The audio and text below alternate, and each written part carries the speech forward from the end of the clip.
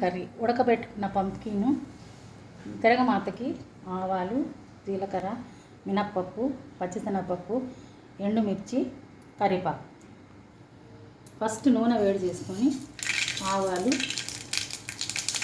మినప్పప్పు, జీలకర్ర, ధనియాలు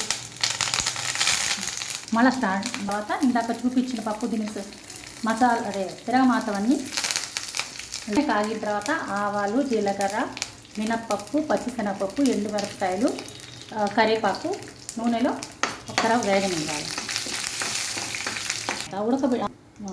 తిరగమాత వేగిన తర్వాత ఉడకబెట్టుకున్న గుమ్మడి ముక్కల్ని తిరగమాతలో వేసేయాలి.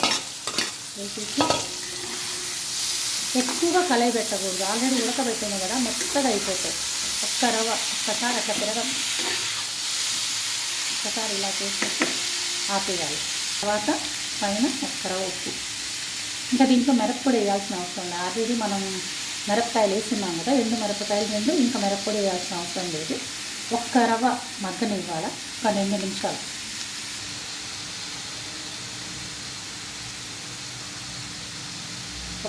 దానిపైన ఒక్క రవ్వ చక్కెర చూసి మూత పెట్టేసేయాలి. ఒక 2 నిమిషాలు మగ్గనివ్వాలి. ఒక 2 నిమిషాల తర్వాత మళ్ళీ మనం లైట్గా కరిగిపెట్టుకోవాలి.